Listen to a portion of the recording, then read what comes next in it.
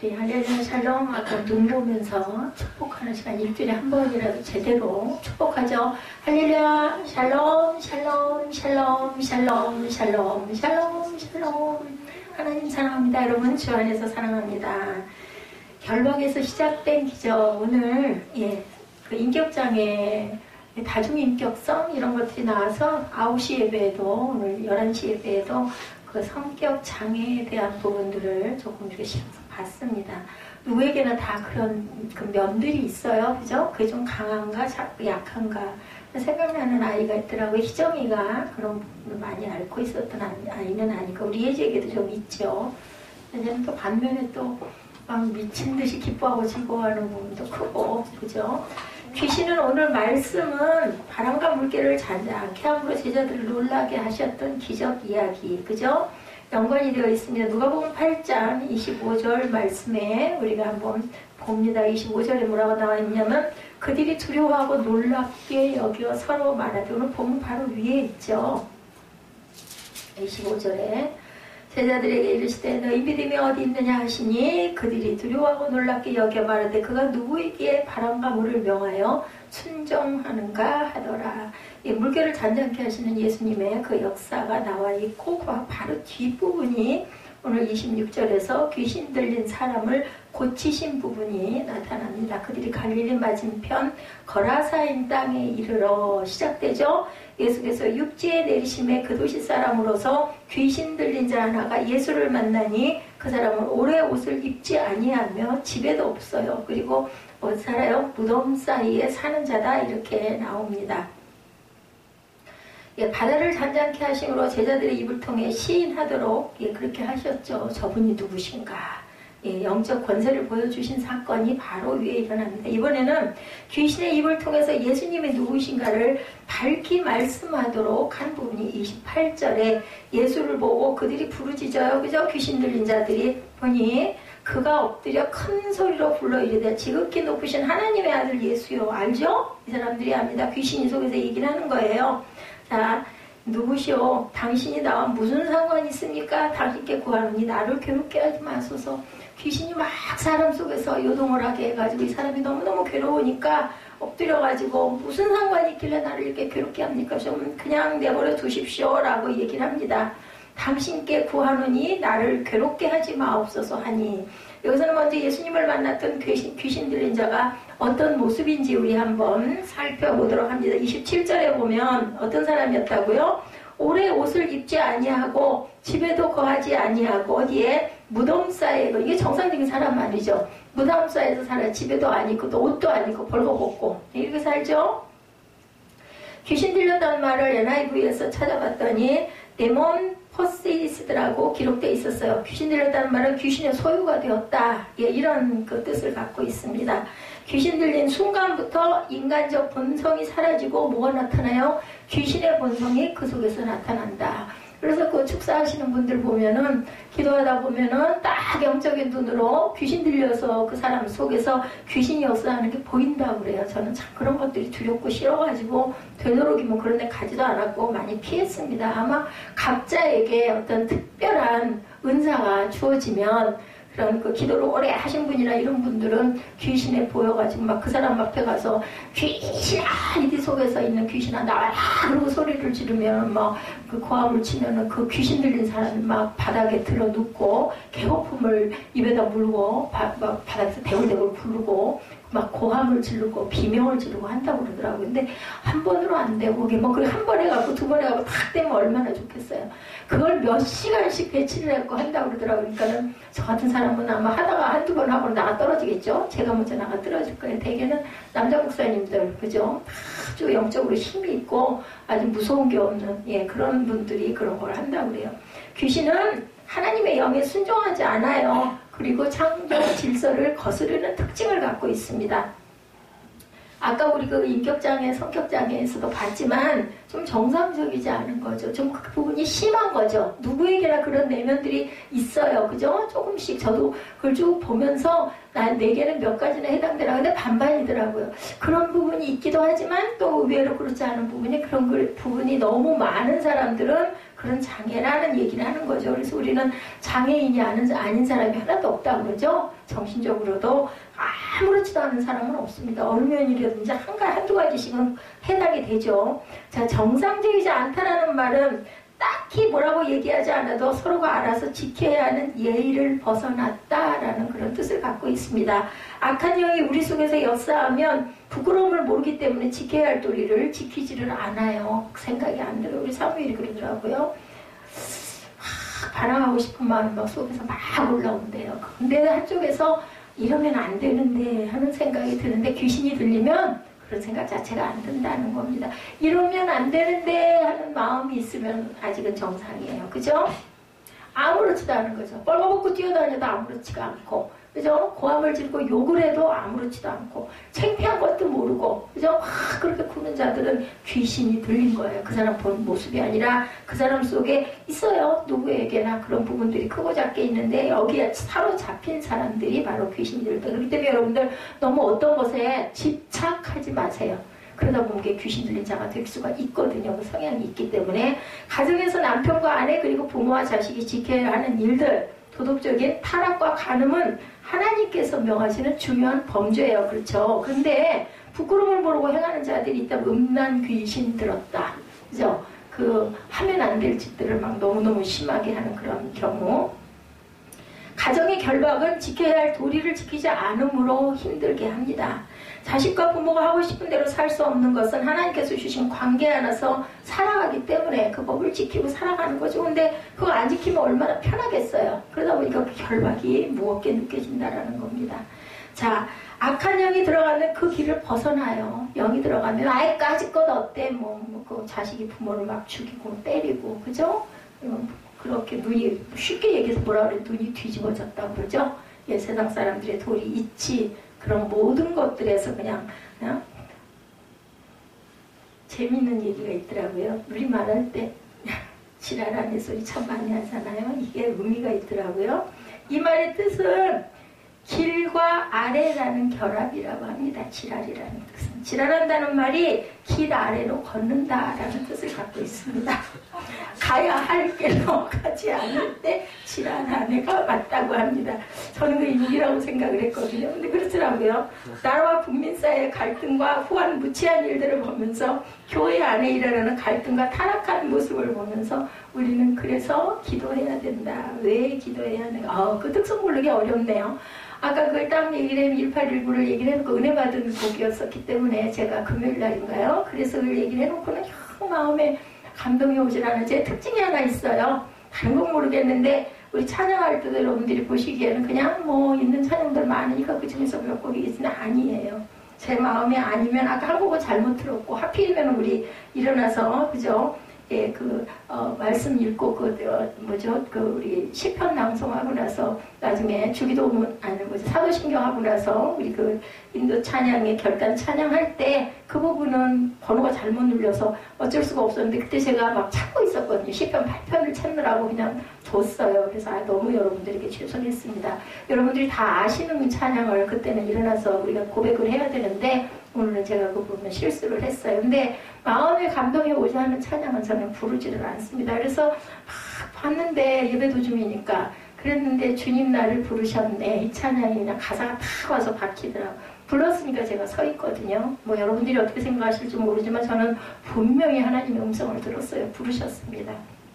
그래서 우리가 기도해야 되는 것은 영적인 눈으로 보면 부끄러움과 수치를 모르고 행하는 일들이 영적인 것과 밀접하게 연관되어 있는 것이 기도를 통해서 확인이 되고 확신이 되고 나타나고, 또한 기도하다가 어떤 찬양이 떠오른다거나 말씀이 떠올라서 답을 주시기도 합니다.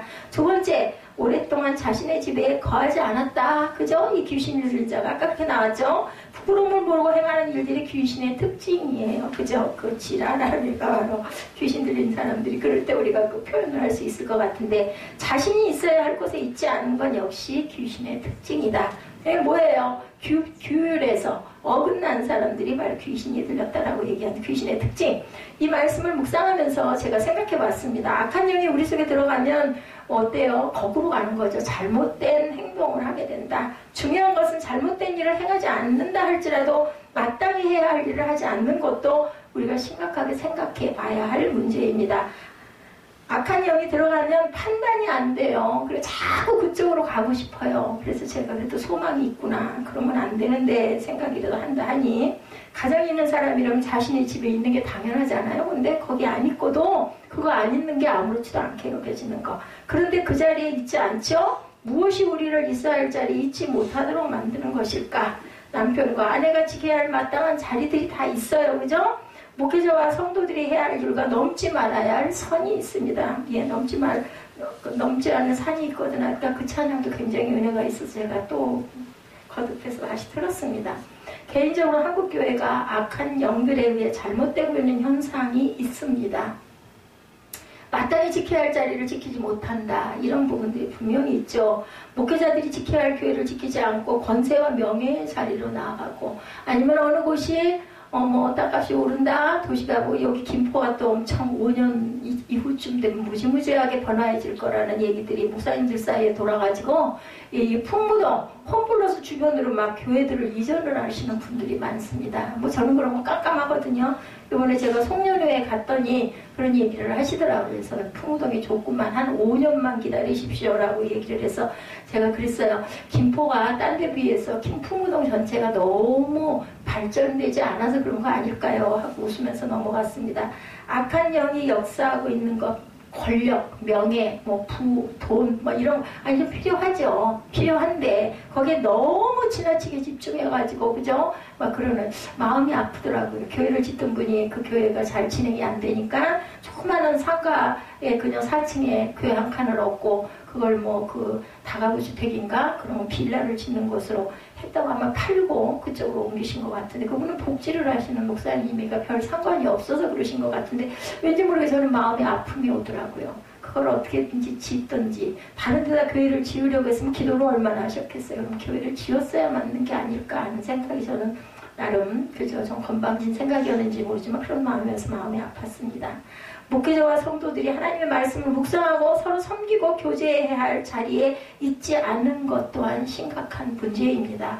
정치진들이 백성들을 위해서가 아니라, 그저 국민들을 위해서가 아니라 자신의 자리를 지키기 위해서 싸우는 것도, 그것도 보면 이성적으로 설명할 수 없는 일이다. 그것도 문제입니다. 총선 때 보면 각 당에서 공천하는 것은 우리들이 늘 보죠. 그리고 그 뭐죠? 공천에서 여러 가지 몇 개 사항 가지고 그죠? 선거 유세하면서 이걸 지키겠고, 이걸 지키겠고, 이걸 지키겠습니다. 공약이라고 하죠. 자신들의 자리를 지키기 위해서 아주 목청을 높입니다.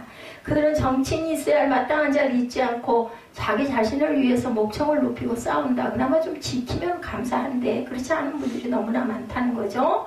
그들의 모습을 보면서 귀신 들린 자 말고 어떻게 이들의 행동을 설명할 수가 있는가. 그러니까 조금씩은 비정상적인 부분들이 저나 여러분들도 어떤 면으로는 그저 생각해 볼 때 그게 나쁜 얘기가 아니라 우리 안에는 그런 좋지 못한 영들이 분명히 있다. 영적으로 봤을 때 귀신 들렸다는 것은 이제 하나님과 함께 할 수 없는 길로 자꾸 간다라고 생각을 하면 됩니다. 그래서 우리가 뭐 해요? 일주일에 한 번만으로 힘들기 때문에 중간에 수요일날도 금요일날도 우리가 예배를 드리고 말씀으로 다시 또 깨닫고 돌이키고 마음을 자꾸 그저 다지고, 또 찬양을 통해서 은혜를 받고 나면 또 마음에 그렇지, 이런 생각들이 들어오도록 하는 거죠. 요한일서 기자는 하나님의 사랑 안에 거할 수 없는 것 중에 세상을 사랑하는 것이다 라고 말씀을 하죠. 요한일서 2장 15절에서 17절입니다. 찾으실 수 있는 분은 찾아서 우리 함께 합독해 볼까요? 요한일서 2장 15절에서 17절 같이 한번 합독해 보죠. 이 세상이나 저 세상에 있는 것들을 사랑하지 말라. 누구든지 세상을 사랑하면 아버지의 사랑이 그 안에 있지 아니하니 이는 세상에 있는 모든 것이 육신의 정욕과 안목의 정욕과 이생의 자랑이니 다 아버지께로부터 온 것이 아니요 세상으로부터 온 것이다. 17절입니다. 이 세상도 그 정욕도 다 지나가되 오직 하나님의 뜻을 행하는 자는 영원히 거하느니라. 그죠? 이 세상도 정욕도 당연히 다 지나가요. 우리 일부 예배 때 그런 얘기 했죠. 우리가 언젠가는 우리 15살, 16살 된 우리 중등부 학생들도 60년 후, 70년 후가 될지 80년 후가 될지는 모르겠지만 또 50년 후가 될 수도 있겠지만 분명히 한 번 정도는 우리가 살고 있던 모든 삶이 정리가 되고 한 번 정도는 우리가 하나님 앞에 심판대 앞에 설 때가 분명히 온다. 언제부터인가 우리가 마땅히 있어야 할 자리, 마땅히 지켜야 할 도리를 다 하지 않고 육신의 정욕, 안목의 정욕, 이생의 자랑에 빠져 있다면 귀신에게 속고 있고 농락당하고 있다라는 증거라는 것을 우리가 한번 생각해 보자는 거죠. 자, 우리 여러분들 무엇을 자랑하고 계십니까? 여러분들 요즘에 어떤 부분이 아주 자랑스럽습니까? 교회의 타락은 예수님의 십자가가 아닌 다른 것을 자랑하는 것입니다. 가정의 타락은 하나님께서 주신 믿음의 감옥과 화목을 자랑하지 않고 다른 것을 자랑하는 거죠. 야고보서 기자는 아주 확실하게 죄에 대해서 말하죠. 야고보서 4장 16절에서 17절에 보면 이제도 너희가 허탄한 자랑을 하니 그러한 자랑은 다 악한 것이라. 그러므로 사람이 선을 행할 줄 알고도 행하지 아니하면 죄인이라 이렇게 말씀합니다. 그리고 또한 세 번째로 귀신의 특징은 어디에 있다고 그래요? 아까 무덤 사이에 있다고 그러죠? 집에 있지 않고 또 벌거벗고 그 수치를 모르고 그리고 있어야 할 곳에 있지 않고 그리고 무덤 사이에 거한다. 무덤에 거한다는 것과 무덤 사이에 거하는 것은 차이가 있습니다.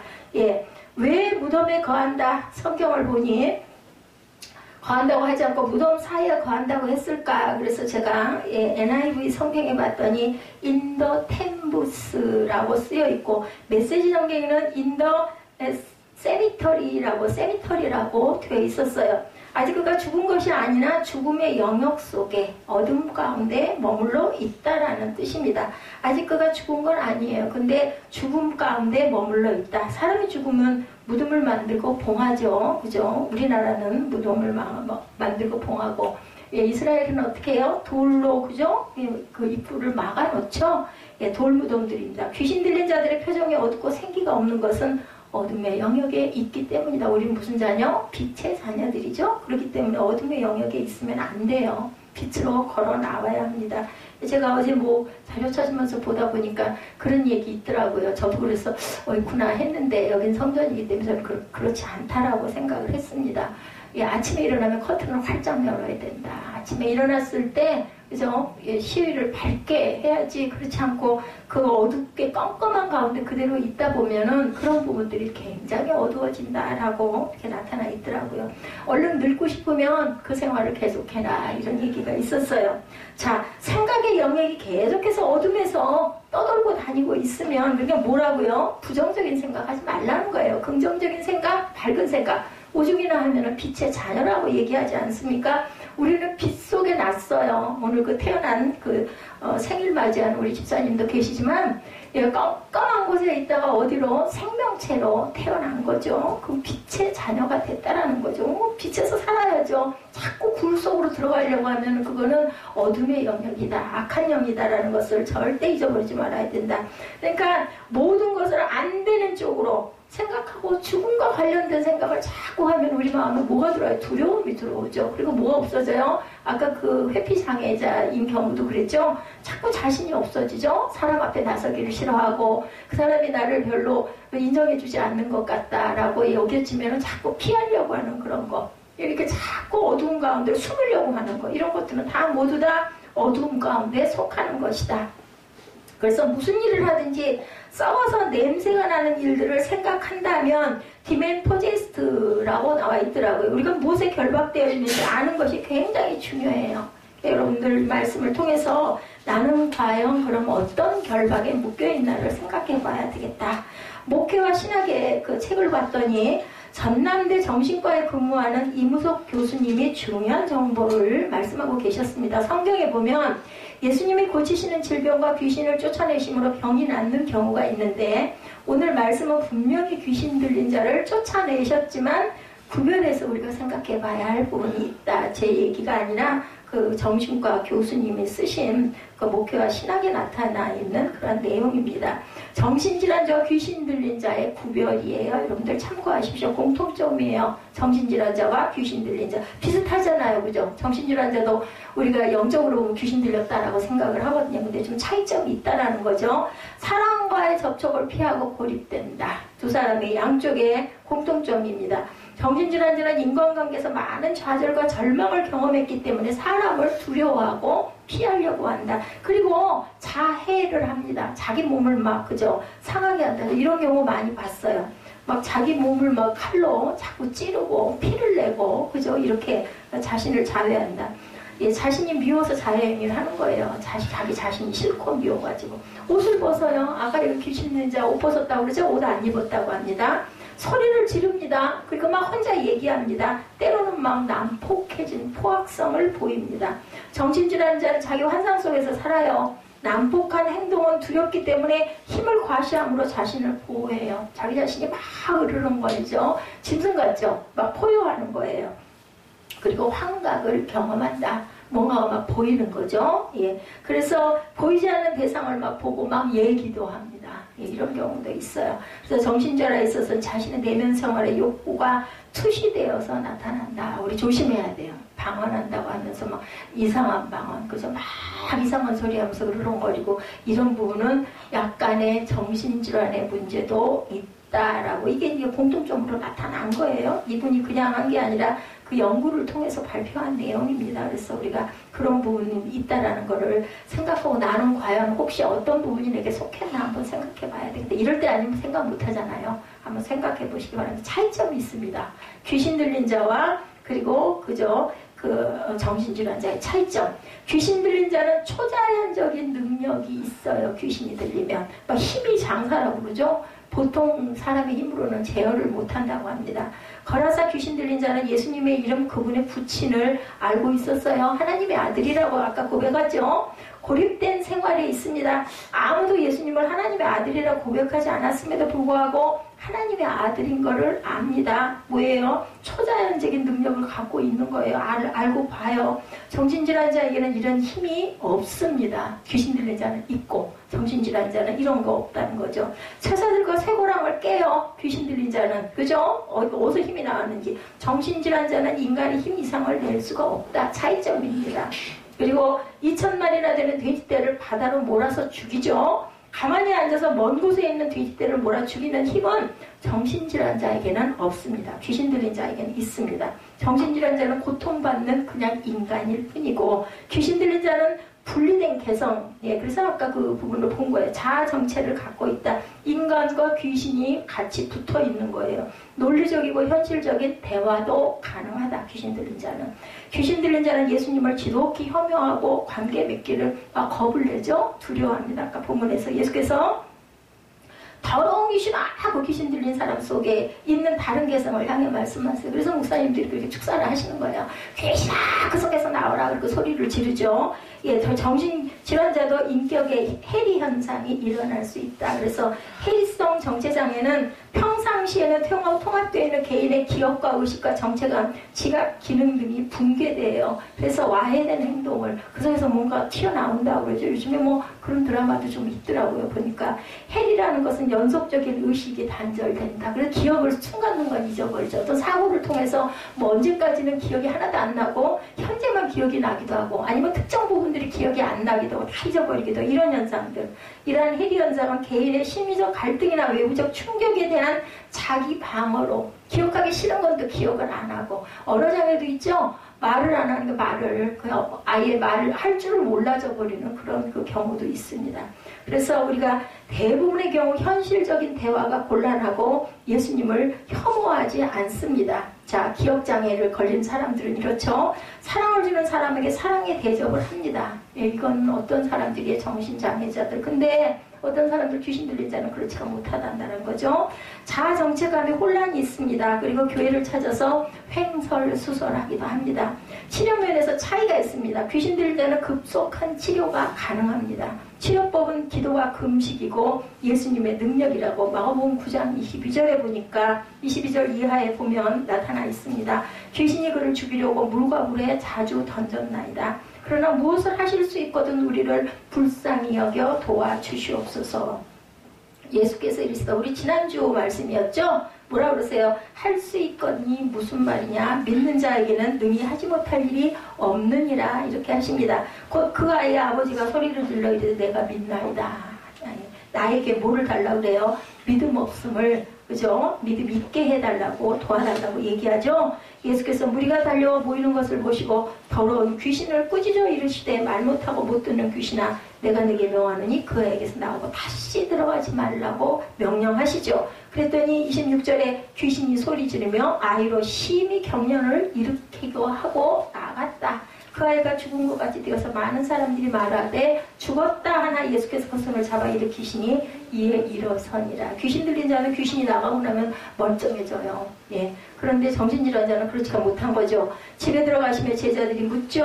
어찌해서 너희 귀신을 쫓아내지 못했느냐. 그랬더니 기도 외에 다른 것으로는 이런 종류가 나갈 수 없다. 여러분들 기도하시기 바랍니다. 자신감이 없을 때 나는 안 될 거야 하지 마시고 기도하고 구하라고 아까 그 에스더 집사님이 얘기했죠. 우리 그 9시 예배에서 성경에 어디에도 귀신 들린 자를 구타나 물고문 등을 한 곳은 없습니다. 그런데 어때요? 요즘에 보면 고친다고 막 때리고 막 이래가지고 문제가 일어나는 경우가 많죠. 정신질환자의 치료는 정신치료, 성격 이상의 파악, 가족치료, 약물치료, 원인자의 발견과 해결에 많은 시간이 필요하다고 합니다. 히스테리, 해리 반응 등에서 극적인 호전도 가능하지만 원인자의 치료에는 역시 시간과 노력이 필요하다. 오랫동안 그저 사랑으로 다독이면서 노력을 해야 되겠죠. 그래서 성장 과정과 성격, 환경이 굉장히 중요하다. 정신질환자는 외골수적 혹은 고독한 성격을 가지고 있다가 여러분 쭉 보셨죠? 어린 시절 사랑이 결핍되었을 때 이런 경우가 많고, 그리고 완고한 과정에서 자기 의사를 표현하지 못할 때 이런 그 부분이 성장 과정을 통해서 나타나기도 한다. 그래서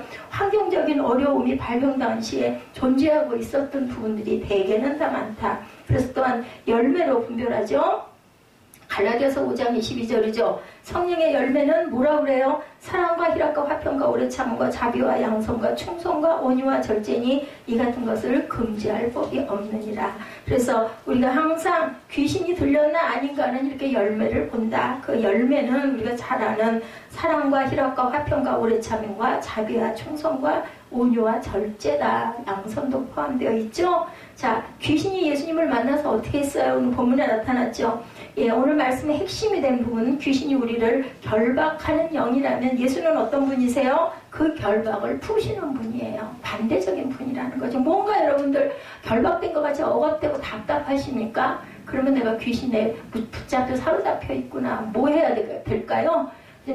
치료하시는 분 누구세요? 예수 그리스도시죠. 사람 힘으로 안 되는 거예요. 정신질환자는 오랫동안 치료하고 가족이 사랑하고 이렇게 해서 고쳐지는데 귀신 들린 자는 그 결박을 푸시는 분은 하나님밖에 없어요. 사람이 할 수 없는 영역이기 때문에 기도해야 되겠죠? 예수님이 닿으면 열자 같고 예수님이 닫으면 열자 같고 푸시면 묶을 자가 없는 것이 귀신이 더 잘 알고 있는 부분이기 때문에 귀신은 예수님을 만나면 두려워서 떨고 도망갈 수밖에 없다. 그래서 귀신은 결박의 영이고 예수 그리스도는 푸는 영을 갖고 계시는 분이라는 것.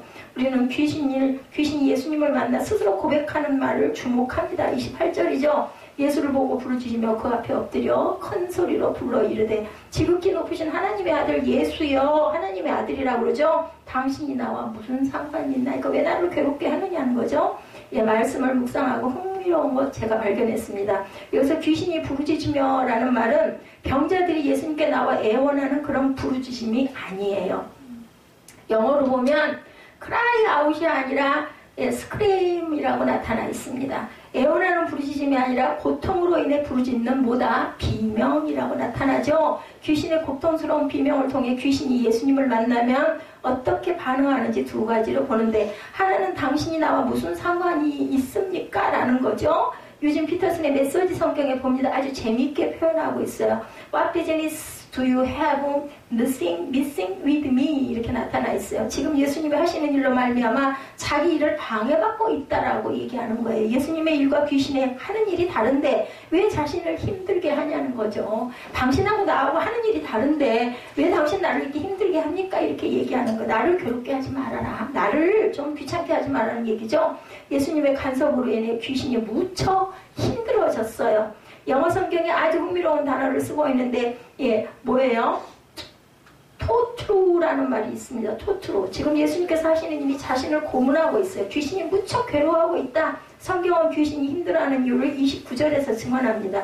예수께서 이미 더러운 귀신을 명하사 그 사람에게서 나오라고 하셨죠. 귀신이 가끔 그 사람을 붙잡음으로 그를 쇠사슬과 고랑에 매어 지켰을 때 그 맨 것을 끊고 귀신에게 몰려 어디로 나갔어요? 광야로 나가는 부분이 나타납니다. 귀신이 가장 힘들어하는 것은 뭐예요? 예수님의 명령이에요. 명령은 두 가지 선택만 가능하게 합니다. 순종하든지 대항하든지. 그 명령에 귀신이 힘들어하는 것은 그것은 귀신이 하고 싶은 일과 예수님이 하시고자 하는 일이 반대이기 때문이겠죠. 달라서 그렇겠죠. 문제는 귀신이 예수님의 명령에 불순종할 능력이 없다라는 거죠. 귀신 위에 누가 계시니까 하나님이 계시기 때문에.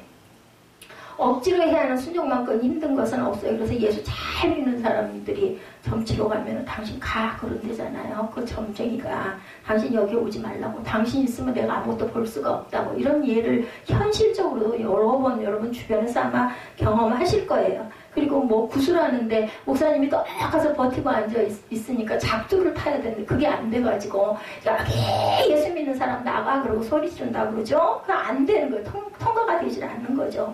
귀신 들린 남자의 불행한 것은 귀신에게 붙잡힌 바 되어서 사람들을 괴롭게 하고 부끄러움을 모르는 행동을 해서 공동체로부터 소외된 것이에요. 가장 무서운 인생의 감옥이 바로 소외라는 거. 소외되면 진짜 힘들죠. 어느 단체에서도 마찬가지고, 학교에서도 마찬가지고, 가정에서도 마찬가지고. 처음에는 어때요? 자기가 하고 싶은 대로 하는 것 같아요. 아무도 없으니까, 나 혼자 있으니까. 그런데 사람들에게 외면당하기 시작하면 무서운 감옥 속에 나도 모르게 갇히게 된다. 이 귀신 때문에 사람들이 얼마나 힘들어했으면 어떻게 했어요? 그 사람에게 쇠사슬과 고랑에 매어서, 그죠? 지키게 합니다. 이런 부분이 나타나죠. 이 귀신 들린 남자는 육신의 자유를 이렇게 해서 잃어버립니다.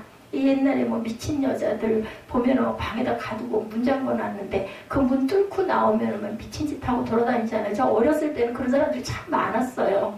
막 벗고 다니고 막 진짜 더러운 모습이 돼가지고 막 미쳐가지고 춤추고 다니고 노래 부르고 다니고 이런 사람도 있었거든요.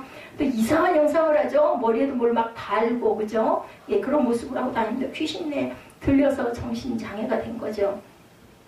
이제 귀신이 그 맨 것을 끊고 그 사람을 광야로 몰고 가죠. 쇠사슬을 끊었는데 자유가 없기는 마찬가지예요. 몸은 풀렸는데도, 그죠? 광야로 나간 것이 자유가 아니라 귀신에게 몰려나간 또 하나의 억압이 시작됐기 때문이고, 귀신이 그를 몰고 나간 광야는 어떤 곳이었나. NIV 성경에 광야를 봤더니 solitary place라고, 외로운 장소라고 나타나 있었습니다. 붙잡혀 있어도 감옥이고 맨 곳을 풀고 있어도 외로운 장소, 감옥이에요. 창살 없는 감옥, 여러분 들어보셨죠? 예수께서 더러운 귀신을 만났을 때 하신 명령, 더러운 귀신아 그 사람에게서 나오라. 왜냐하면 예수님은 어떤 분이기 때문에 결박을 푸시는 분이기 때문에 그렇게, 그죠?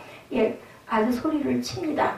예수님은 모든 결박을 푸시는 분이죠. 이것이 예수님이 이 땅에 오신 이유이기도 하죠. 목적이십니다. 우리나라 최초의 선교사였던 언더우드 목사님 여러분들 아시죠? 세브란스 병원 세우신 분입니다. 연세대학교 세우신 분이죠. 이 땅 조선의 어둠을 보았습니다. 그분이 그렇게 기도하죠. 복음이 이 땅에 들어왔을 때 기도했던 것이 바로 그 결박을 푸는 일이다. 이 땅이 아무의 땅이더라는 거죠. 인천하게 딱 내렸는데 새카맣고 캄캄하더래요.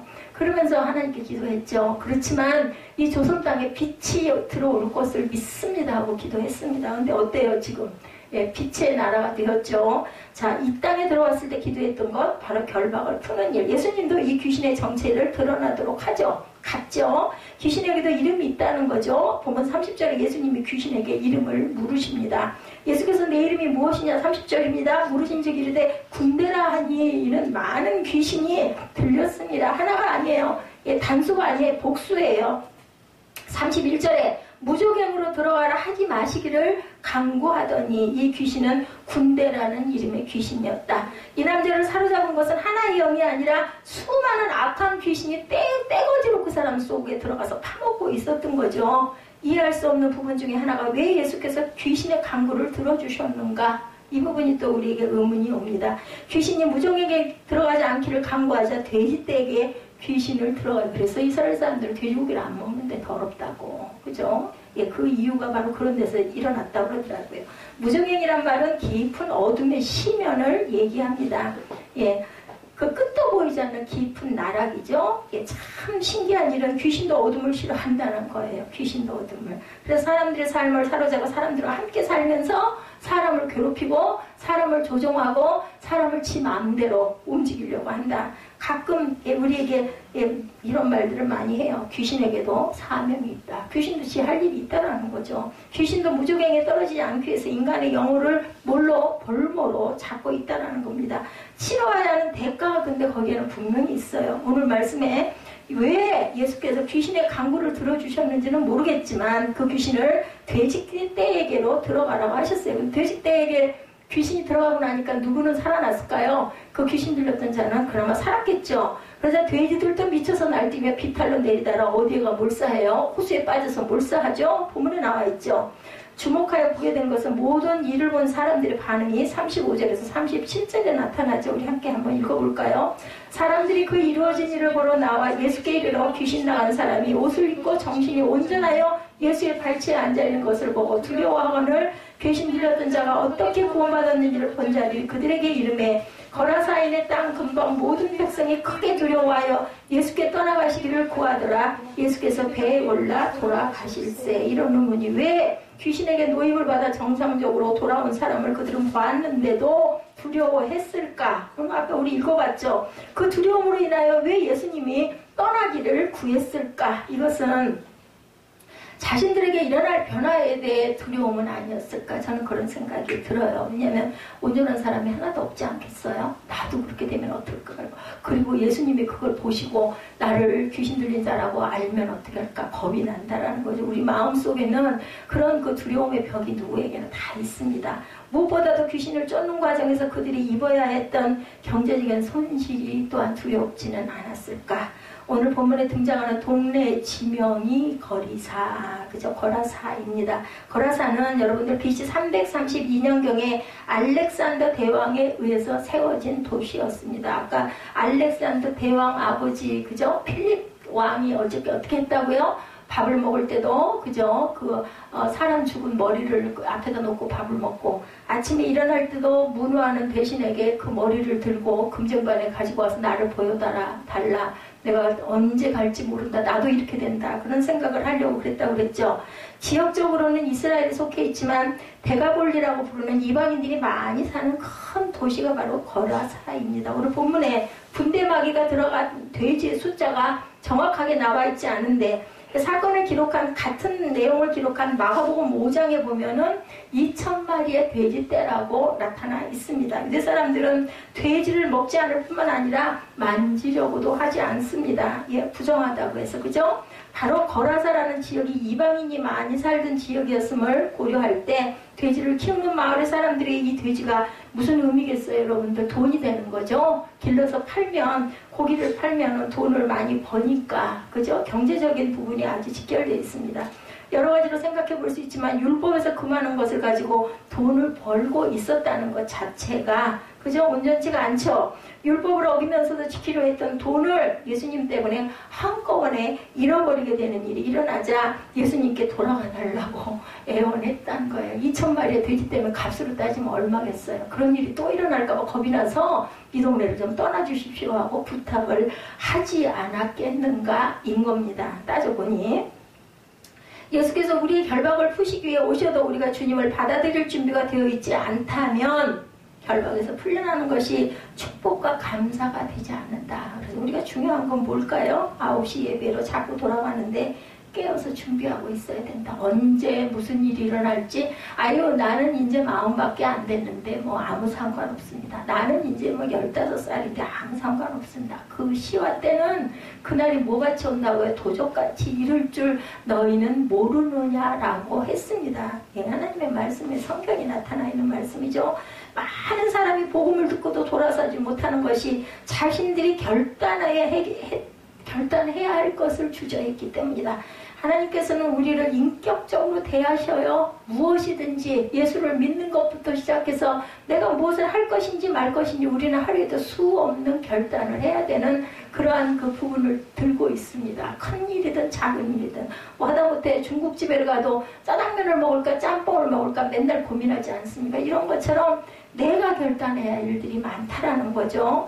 복음을 듣고도 돌아서지 못해요. 안 들려요. 안 보여요. 영적인 게 뭐 보여요 말이죠. 보이면 천국이 미어 터질 것 같고, 제가 생각을 해봤더니 보이면 그 돈 가지고 돈 숫자대로 가가지고 간다고 하면 나는 절대로 천국을 못 들어갈 것 같아요. 그렇기 때문에 하나님은 보이지 않는 세계를 만들어 놓으신 거고, 자유의 결단에 각자에게 책임을 주셨다는 거죠. 우리가 하나님을 믿고 따르는데 두려워하는 것, 마땅히 치러야 하는 대가를 내지를 않는 것은 아닐까. 그건 아깝고 싫은 거죠. 그죠?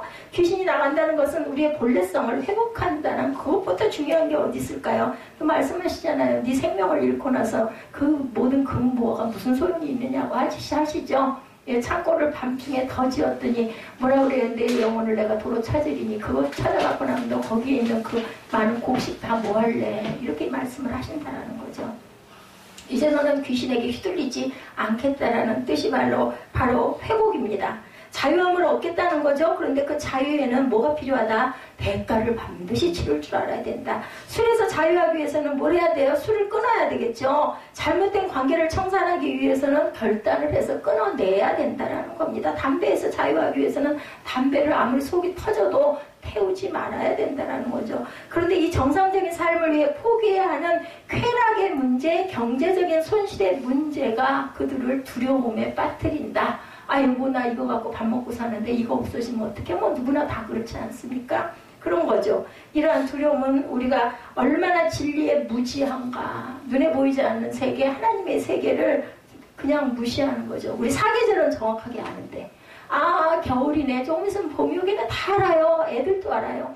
이제 겨울방학 지나고 나면은 다시 봄이 올 거야. 그죠? 그리고 또 여름이 와가지고 여름방학이 또 올 거야. 다 압니다. 가을이면 단풍이 들었네. 아이고 추워지겠네. 다 알아요. 그러면서도 하나님께서 마지막 때가 너희들은 올 것을 모르느냐? 무화과 나무가 이제 여름철 잎이 나고 그리고 나면 결실의 때가 올 것을 너희가 모르느냐 할 때 그 깊은 뜻은 아무도 모른다는 거죠. 마지막 때가 가까이 왔다. 우리 지금 얼마나 기가 막힌 일들이 많이 일어납니까? 세계적으로도 보면 우리나라 대한민국으로 봐도 아주 굉장한 그죠? 기로에 서 있는 아주 그 위험스러운 상황에 처해 있는 것들을 다 알면서도 전혀 그런 거 의식을 아직 하지 않고 무엇을 먹을까, 무엇을 입을까, 내가 어떻게 하면 출세를 할까, 어떻게 하면 조금 더 편할까 이 생각만 한다는 거죠.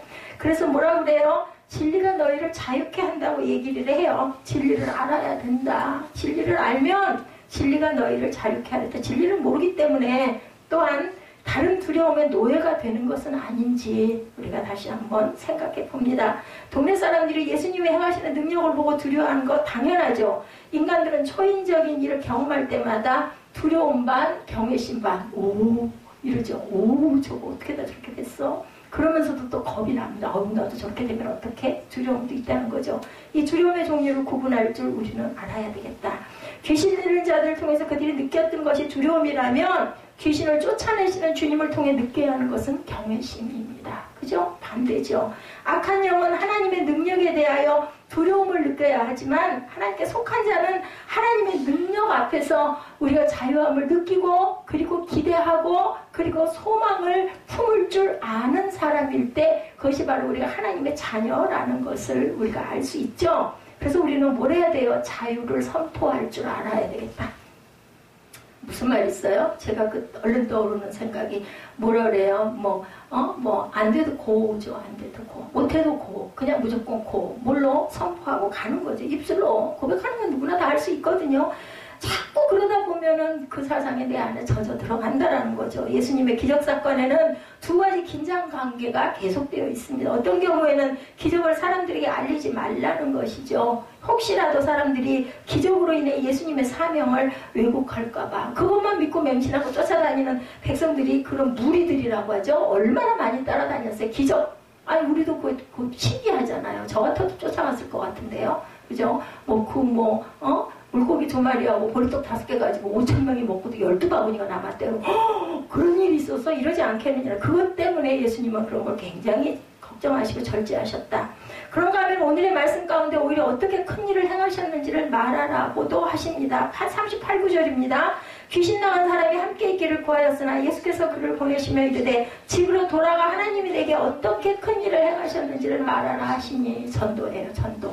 그죠? 내 가족에게 가서 얘기를 해라. 그가 가서 예수께서 자기에게 어떻게 큰 일을 행하셨는지 온 성내에 전파하니라. 이렇게 끝납니다. 오늘의 말씀 역시 예수님이 기적을 일으키신 이유와 목적에 충실하였다는 것을 우리가 알아야 됩니다. 누가복음 8장의 사건들이 누가복음 9장의 고백을 향해 가고 있습니다. 누가복음 9장에 보면 어떤 일들이 일어납니까? 12제자를 모아요. 파송하시고 5,000명을 먹이는 오병이어의 기적들이 일어나는 부분이 나타나죠. 그리고 이방인 지역에 일어났던 기적에 대해서 소식을 전하라 하시고 그 후에 일어난 그 야이로의 딸을 살리신 사건에서도 누가복음 8장 56절에 그 부모가 놀라는지라 예수께서 경고하사 이 일을 아무에게도 말하지 말라 이렇게 나타납니다. 이것은 전적으로 이방인들에게 놀라운 기사와 이적이 예수님을 받아들이는 데 도움은 되었지만 유대인들에게 예수님의 기적은 점점 기사와 표적을 구하는 사람들의 욕망으로 이끌어가기 때문에 이 부분을 예수께서는 늘 견제하셨다. 결국 기적 그 자체가 문제가 아니죠. 기적을 통해서 무엇을 이루느냐가 중요한데 우리는 그렇지가 못해요. 그 기적 보기에만 급급하고 신기해하는 것으로 그칩니다. 오늘 우리에게 일어난 놀라운 일 선포하는 것, 그리고 그 선포를 통해서 우리에게 일어난 변화를 분명히 하자는 겁니다. 선포하는 순간 우리가 악한 영으로부터 보호를 받을 수 있다는 걸 믿으시기 바랍니다. 악한 세력이 우리가 누구인지를 알게 되겠죠. 예, 우리가 선포하고 기도하고 소리쳐서 귀신아 나가라 그러고 선포하면은 예수 믿는 자는 알지 않겠어요? 아까 귀신이 먼저 아는데요. 예수 그리스도도 알고 하나님도 알잖아요. 우리에게는 자랑스럽게 선포해야 할 일이 있고 겸손하게 감추어야 할 일도 있다는 것을 우리가 알아야 됩니다. 선포하라는 것은 하나님의 영광이 드러나도록 하라는 것이고 감추라고 하는 것은 하나님의 영광을 가리지 않도록 절제하라는 것이라는 것. 그래서 우리가 뭐라고 그래요? 섰다고 생각하는 순간 우리가 더욱더 조심하라고 그러시죠? 넘어질까 조심하라 말씀합니다. 기적이 우리 신앙의 목적은 아닙니다. 우리 신앙의 표지판이 되도록 살아가야 된다. 내가 예수님 하나님 살아계심을 알기 때문에 아이고 나는 이러지 말아야지 이런 마음을 가질 줄 알아야 되겠다. 기적이 또 다른 기적을 낳는 욕망으로 이어져 가는 게 아니라 기적을 행하시는 하나님께 대한 믿음의 고백으로 이어지는 저와 여러분의 삶이 되시기를 주님의 이름으로 축복합니다. 기도하시겠습니다.